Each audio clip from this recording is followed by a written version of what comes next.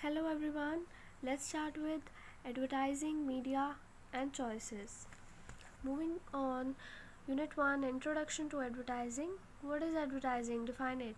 According to AMA, advertising has defined as any paid form of non-personal presentation of ideas, goods, and service by an identified sponsor.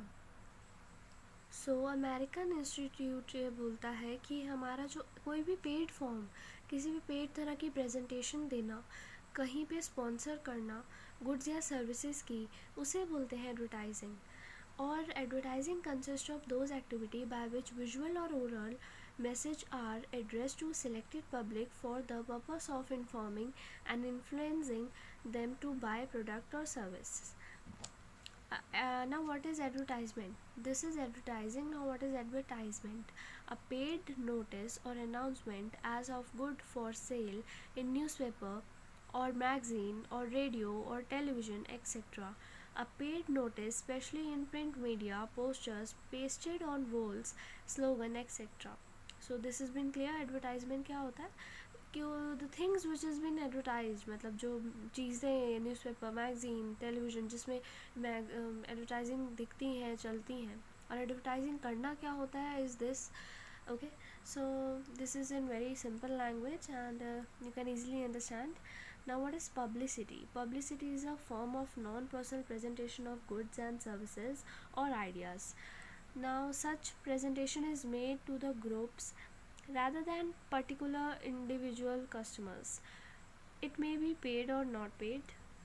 सो जब publicity होती है तो it's like कि वो non paid भी होती है, without any payment to people do publicity for the fame. जैसे कभी कभी किसी को प्रमोशन चाहिए हो तो नॉन प्रमोशन एक्टिविटीज़ भी बहुत होती हैं.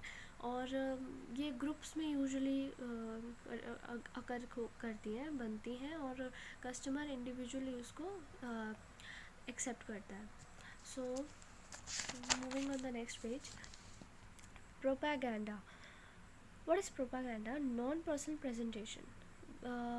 Presentation relates to messages of ethical, religious, and social cultural values. It is temporary or for short period. It may be either paid or not paid. It is sponsored either openly or not by person responsible for it. जैसे या तो कुछ ads के जैसे sponsors होते हैं, जैसे Sony TV क्या है, जो कोई भी शो आ रहा है, जैसे कपिल शर्मा शो है तो वो स्पॉन्सर है डाबर से, है ना. तो वो some company sponsor their shows, तो वो प्रोपागेंडा होता है. और इट विल बी टेम्प्रेरी और शॉर्ट पीरियड ऑफ टाइम, और पेड और नॉट पेड भी होती है. Presentation is made to groups, और ग्रुप्स के अंदर इसमें प्रेजेंटेशन बनती है. Now what is difference between advertising and salesmanship? It involves impersonal and mass communication, and salesmanship it involves direct personal communication. Usually when you go to the salesperson, what he do, he usually directly sell their products to you. And when advertising, you see advertising, तो वो वहाँ का जो seller होता है वो mass communication में एक तरह से अपने आप को एडवर्टाइज़ करता है और फिर कस्टमर गेन करता है, either on the TV, either on the radio, magazine, newspaper, or on wall painting. तो वहाँ पर वो कस्टमर गेन करता है और फिर वहाँ पे बल्क में सेल होता है.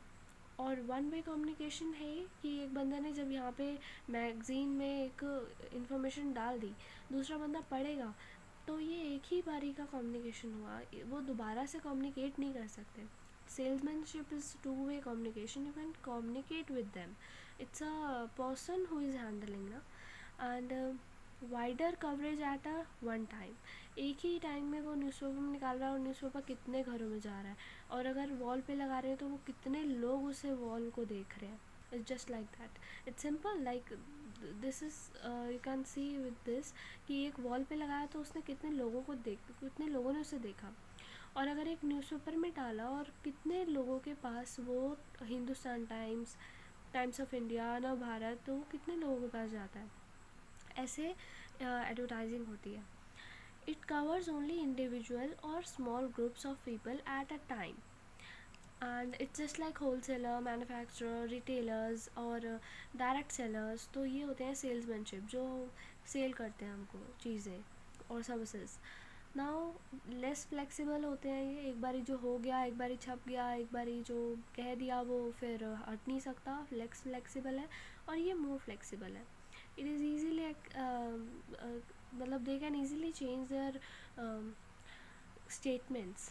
Okay, so it does not provide feedback, and immediately feedback यहाँ पे मिल जाता है. if you are talking with the someone, तो immediately you present your views कि तुम क्या सोचते हो, तो immediately तुम उसे बता देते हो. but if you are not liking a product और कुछ उसके बारे में तुम्हें, जैसे like a green tea, many people don't prefer green tea and they found कि something wrong, so they want some changes in it.